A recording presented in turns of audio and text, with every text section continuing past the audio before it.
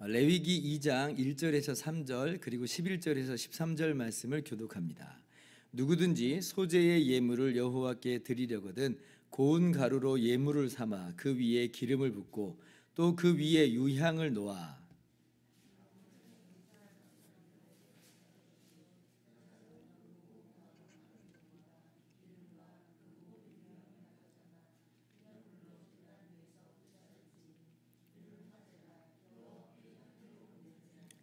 그 소재물에 남은 것은 아론과 그의 자손에게 돌릴지니 이는 여호와의 화제물 중에 지극히 거룩한 것이니라. 11절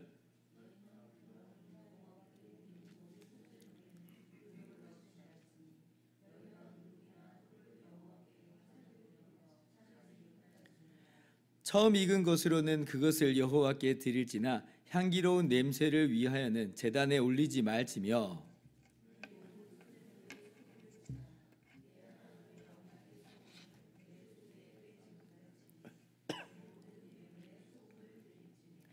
아멘. 할렐루야. 하나님의 크신 은혜와 평강이 고난주간 특별새벽기도의 둘째 날에 나오신 여러분 모두에게 가득 넘치기를 주님의 이름으로 축원합니다. 오늘 우리가 살펴볼 5대 제사 중에 두 번째 제사는 소제입니다. 이 소제라고 하는 단어는요, 히브리어로 민하라고 해요. 민하. 그래서 이 민하라고 하는 단어는 5대 제사 중에 하나로 지칭이 됩니다만은, 그런데 본질적인 의미로는 바치는 물건, 헌물 이런 뜻을 가지고 있어요. 그래서 성경을 보면 이 소제 말고도 다른 여러 케이스에 사용이 되는데, 대표적으로 어디에 쓰이냐면 창세기 32장에 야곱이 형 에서를 만날 때 쓰입니다. 그때 이제 야곱이 형 에서를 만나는 게 두렵잖아요. 왜냐하면 형을 속이고 그렇게 형의 그 장자의 축복을 이제 가로챘다 하여서 형이 죽이려고 했잖아요. 그러니까 그 형을 에서를 만나는 게 두려워서 예물을 준비합니다. 소, 양, 염소, 낙타, 나귀 엄청 많이 준비해요. 이 예물로 형의 감정을 푼 후에 대면하면 혹시 형이 나를 받아줄 거라 이렇게 생각을 한 거죠. 이때 예물이라고 하는 단어가 쓰이는데 이 예물이 오늘 소제하고 똑같은 단어예요. 민하라고 하는 단어입니다. 또 다른 예로는 사사기 3장에 이스라엘이 모압 왕 에글론에 의해서 압제를 당할 때에 에훗을 통해서 곡물을 바치잖아요. 근데 그 곡물이라고 하는 단어 역시 오늘 소제와 똑같은 단어예요. 민하예요, 민하. 그래서 그렇게 본다면 소제는 뭐냐라고 할 때 일종의 하나님께 드리는 예물입니다. 하나님께 드리는 예물. 존경과 복종과 감사의 마음과 태도로 하나님께 드리는 거예요. 자, 그런데 우리가 여기서 한번 생각을 해볼 필요가 있습니다. 뭐냐면 우리 인간이 하나님께 그렇게 감사의 마음으로 존경과 복종의 마음을 듬뿍 담아가지고 하나님께 드리기만 하면 그러면 하나님은 옳다구나 하고 기뻐 받으시겠는가 하는 거예요. 한번 생각해 보세요. 정말 하나님 그럼 기뻐 받으실까요? 지성이면 감천입니까? 세상의 다른 종교에서는 아마도 옳다구나 하면서 그냥 받아주는 것 같아 보입니다. 우리 옛날 우리나라도 그렇죠. 명절이나 기일 보면 제사를 드렸잖아요 그때. 근데 그 제사에 뭐 정성만 듬뿍 담으면 장땡인 거예요. 드리는 사람이 어떤 사람인지 어떤 삶을 살았는지는 중요하지 않습니다. 그 제사상이 제대로 차려져만 있으면 그냥 그거는 잘 제사를 드린 것이 돼버린 거예요. 그죠? 그러나 하나님도 그러신가? 참 하나님, 유일하신 하나님, 우리 하나님이 그러시겠느냐는 거예요. 그렇지? 않죠. 아무리 재물이 화려하다 할지라도, 아무리 절차가 빈틈이 없어 보인다 할지라도 하나님께서는 그 재물을 받지 않으십니다. 왜냐하면 하나님께서는 재물과 사람을 같이 보시기 때문에 그래요. 우리가 어디서 그걸 찾아볼 수 있냐면 창세기 4장에 가인의 제사를 보면 잘 알 수가 있습니다. 가인은 농사 지는 사람이었죠. 그리고 이제 아벨은 양을 치는 사람이었습니다. 근데 그러던 어느 날 가인이 땅의 소산으로 제물을 삼아 하나님께 드리잖아요. 그때 그 제물이라고 하는 단어도 오늘 소제하고 똑같은 단어입니다. 그러니까 이 민하라고 하는 이 단어가 언제 제일 처음 쓰이냐면 가인이 그 제물을 드렸다라고 할 때 제일 처음 쓰여요. 여러분, 우리가 볼 때 이 가인의 모습이 얼마나 대견합니까? 왜 그러냐면 아무리 성경을 그 이전에 성경을 봐도 하나님께서 먼저 내게 미나를 드려라 그렇게 하시는 말씀이 없어요. 물론 뭐 성경에 기록이 안 됐다 뿐이지 하나님께서 그런 말씀을 뭐 하셨을 수도 있겠지만 적어도 기록상으로는 내게 미나를 드려라 이런 기록이 없다는 거예요. 그런데 가인이 어떻게 보면 자발적으로 드리는 거예요. 자발적으로. 게다가 지금 뭘로 드려요? 자기가 피땀 흘려 수고한 농산물로 드립니다. 농사 짓는 사람이라고 했잖아요. 농사 짓는 게 여러분 얼마나 수고가 많아요. 농사 지어보신 분들은 잘 알겠지만 이게 보통 일이 아닙니다. 수고하고 얼굴에 땀이 흘려야지만 그래야지 거둘 수 있는 게 농산물입니다. 그런데 가인이 그걸 하나님께 드리고 있는 거예요. 자, 그러면 하나님께서 이렇게 정말 엄청난 정성을 들인 가인의 제물 받으셨을까요? 아닌 거 잘 알고 있죠? 애썼네, 아이고 수고했어, 그렇게 받으시지 않아요. 창세기 4장 5절 보니까 가인과 그의 제물은 받지 아니하신지라. 가인이 몹시 분하여 안색이 변하니. 하나님 받지 않으십니다. 자, 가인과 그의 제물, 그러죠. 가인과 제물. 그러니까 단순히 하나님은 제물만 아니라 그 제물을 드리는 그 사람도 함께 받으신다는 거예요. 그런데 가인의 제물을 받지 않았다 하는 말은 무슨 말이냐면 가인을 받지 않았다 이 말입니다. 왜 그래요? 7절 말씀인데 같이 한번 읽어볼까요? 창세기 4장 7절 시작.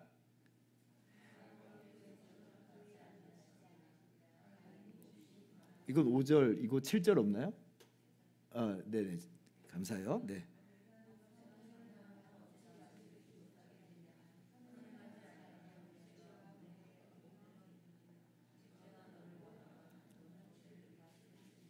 네.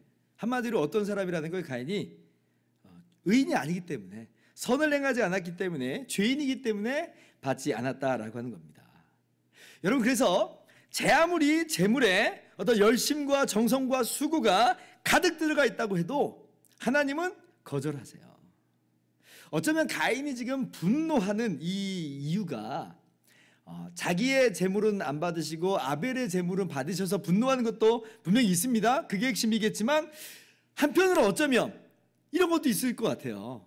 아니, 내가 이렇게 수고한 건데, 내가 정말 지극정성을 다해서 드린 건데, 근데 하나님이 어떻게 이걸 안 받을 수 있어? 라고 하는 그런 마음도 어쩌면 자리 잡고 있을지도 모르겠어요. 그러나 하나님은 죄인의 예물을 받지 않으시는 거예요. 죄인과 그 죄인이 드리는 예물을 다 거절하세요. 여러분, 그런데 이게 그럼 가인만의 이야기겠느냐 하는 거예요. 가인만의 이야기겠느냐. 우리가 가인이 뭐 처음부터 진짜 악당인 것처럼 생각을 하지만 근데 아닐 수 있어요. 어쩌면 우리 생각보다 가인은 훨씬 더 괜찮은 사람일 수도 있습니다. 왜냐하면 지금 가인이 뭐 하고 있어요? 제사 드리고 있잖아요. 진짜 악당이 이런 사람이겠어요? 우리가 생각할 때는 아니겠잖아요. 어떻게 보면 가인은 우리 생각보다는 굉장히 괜찮아 보이는 사람일 수 있다는 거예요. 그러나 분명한 것은 아담의 타락 이후에 아담에게서 난 모든 인류는 하나같이 죄인으로 태어나고 그리고 하나님 앞에서 범죄하면서 살아가는 것은 분명한 사실입니다. 모든 사람이 죄를 범하였음에 하나님의 영광에 이르지 못하더니 그러잖아요. 가인은 그 중에 한 명인 거예요. 가인은 그 중에 한 명인 거예요. 따라서 하나님께서 가인의 재물을 안 받으셨다라고 하는 것은 가인이 더 나쁜 죄인이라기보다는 가인이 어쩌면 우리와 똑같은 죄인이라서 안 받으신 것이고, 그렇게 본다면 우리의 드리는 예물도 하나님께서는 받지 않으신다라고 하는 것을 우리는 이 가인의 사건 속에서 깨달을 수가 있어요. 아니, 오늘 소재 이야기를 하는데 무슨 가인 이야기를 이렇게 많이 하시나 이렇게 생각하실 수 있지 모르겠는데, 근데 제가 가인 이야기를 이렇게 강조하여 말씀드리는 이유는 다른 이유가 아닙니다. 우리 이야기를 하고 싶은 거예요. 여러분, 우리가 지극한 정성과 노력과 수고와 정말 훌륭한 행위를 한다고 해서 그걸 다 갖다 붙인다고 해서 과연 하나님께서 우리의 그 모든 예물을 받으신가? 여러분, 우리의 예물은 하나님께 도저히 받아들여질 수 없는 것들이에요. 분명히 여러분 아셔야 돼요. 우리가 종종 심각하게 오해하는 게 뭐냐면, 내가 최선을 다하면, 내가 정성을 다하면, 열심을 내면, 다른 사람보다 더 우월하고 탁월하게 나아가면, 그러면 하나님은 어쩌면 우리의 예물을 받아주실지 몰라, 이렇게 생각하는데, No! 전혀 그렇지 않습니다. 그렇지 않아요. 우리가 죄인인 이상 우리가 하나님께 드린 그 모든 것은 다 오물일 뿐이고 다 더럽혀진 것이고 때 묻은 것에 불과합니다. 여러분, 예수님의 비유 속에서 이 바리새인과 세리의 비유가 있는데 누가복음 18장 보면 이런 비유를 주님이 드시죠. 바리새인은 서서 따로 기도하여 이르되 하나님이여, 나는 다른 사람들 곧 토색, 불의, 간음을 하는 자들과 같지 아니하고 이 세리와도 같지 아니함을 감사하나이다. 이게 무슨 이야기예요? 바리새인이 정말 도덕적으로 윤리적으로 얼마나 훌륭하게 잘 살았는가, 이걸 얘기하고 있는 거예요. 굉장히 훌륭한 사람이에요. 자, 12절 같이 읽어봅시다. 시작.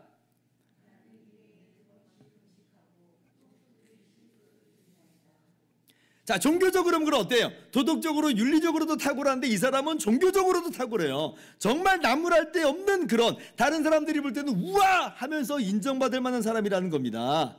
이 정도면 하나님께서 받아주시겠지라고 사람들이 다들 생각할 만한 사람이라는 거예요. 그러나 하나님께서는 어떻게 말씀하세요?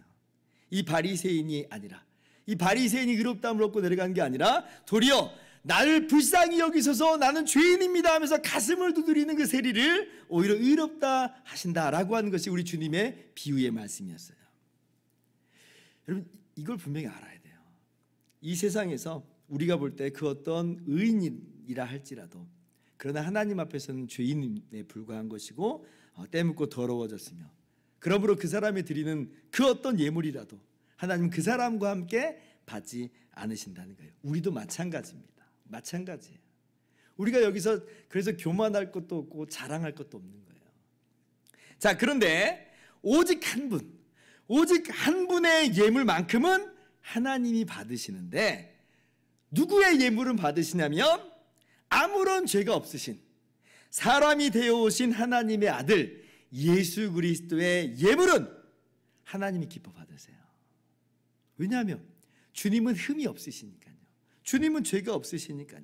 여러분, 오늘 소재가 가르치고 있는 것은 뭐냐면 바로 그러한 예수 그리스도의 의로우신 예물 대신 예수님께서 하나님의 말씀에 순종하시는 그 순종의 예물을 하나님이 기뻐 받으심을 가리키고 있는 거예요. 그래서 소재에는 몇 가지 특징이 있는데, 첫 번째는 피가 없습니다. 소재는 피가 없어요. 이거 곡식 제사거든요.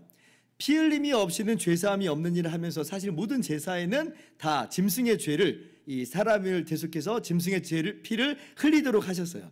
그런데 소재는 그런 피 흘림이 없어요. 피 흘림이 없는데도 받아주세요.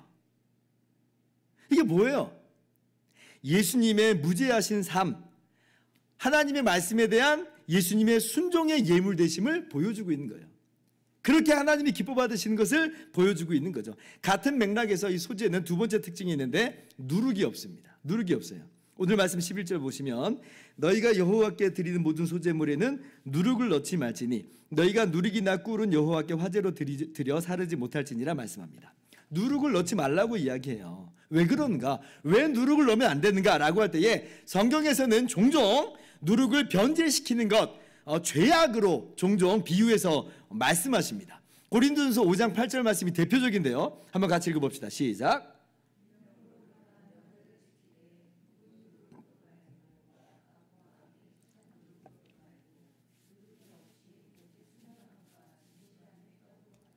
자, 묵은 누룩, 악의에 찬 누룩, 그죠? 그런 누룩이 없이 하나님께 드려야 된다는 거예요. 누룩이 의미하는 것은 뭐냐면 이 악함, 죄악 이런 것들을 지금 의미하는 것인 거죠. 자, 그런데 소재에는 그런 걸 넣지 말라는 거예요. 그런 것을 넣으면 안 된다는 겁니다. 왜 그러냐면 이 소재가 가리키고 있는 바는 예수님의 무흠하신 그런 순종의 삶, 그것을 가리키고 있기 때문에 누룩이 들어가면 안 된다라고 말씀하고 있어요.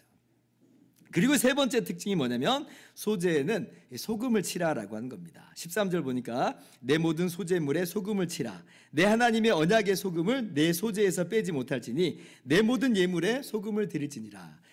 이 소재에는 이 소금을 치는데 이 소금을 특별히 뭐라고 말하냐면 언약의 소금이라 그래요. 언약의 소금. 그러니까 언약이 강조되고 있어요.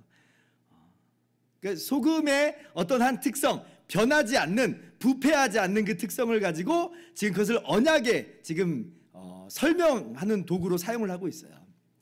민수기 18장 19절을 보면 그래서 영원한 소금 언약 이런 표현도 씁니다. 영원한 소금 언약. 레위인과 맺은 언약을 영원한 소금 언약 그래요. 다윗과 맺은 언약도 소금 언약이다 이렇게 이야기를 해요. 그래서 이 소금을 치는 건 뭐냐면 예수님의 이 흠없이 드리는 이 순종의 예물은 영원히 변치 않는 효력을 갖고 있다라고 하는 것을 이 소금을 치는 것으로 지금 나타내 보여주고 있는 것이죠. 그러므로 이제 오늘 말씀 결론으로 갑니다. 오늘 여러분 이 소재를 보면서 예물이잖아요, 예물.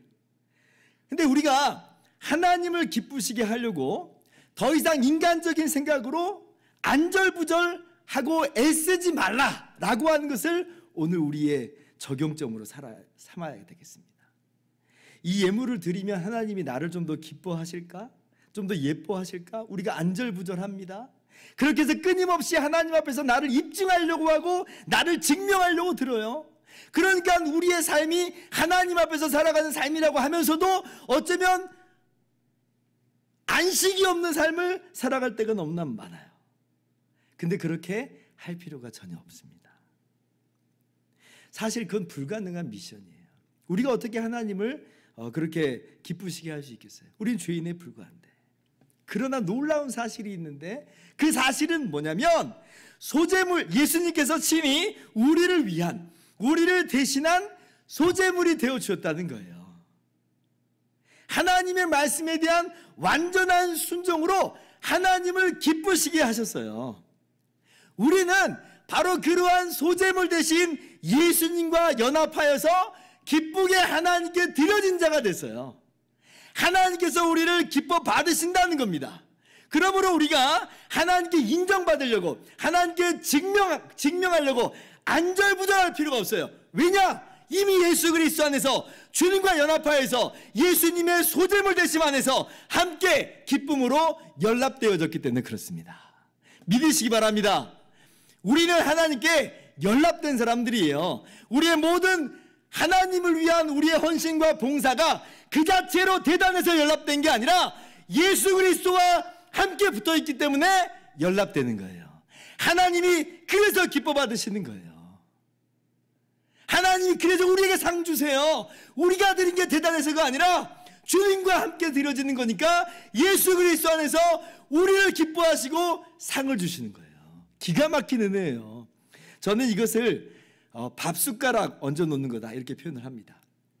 2005년에 배우 황정민 씨가 청룡 영화제 남우주연상을 타면서 수상 소감을 이렇게 밝힌 거 여러분 잘 아실 거예요. 나는 잘 차려진 밥상에 숟가락만 얹어 놓았을 뿐입니다.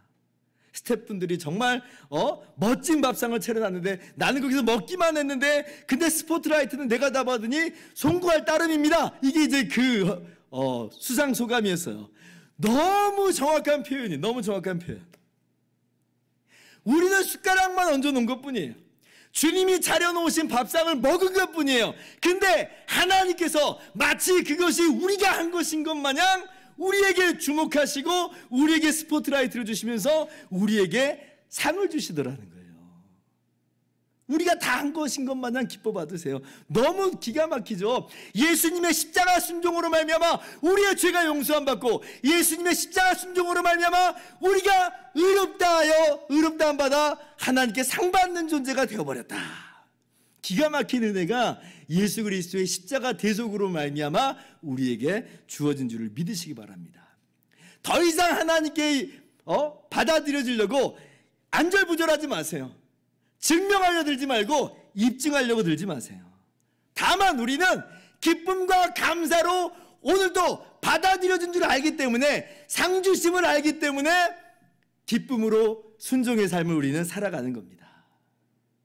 그러므로 형제들아, 내가 하나님의 모든 자비하심으로 너희를 권하노니 너희 몸을 하나님이 기뻐하시는 거룩한 산 제물로 드리라.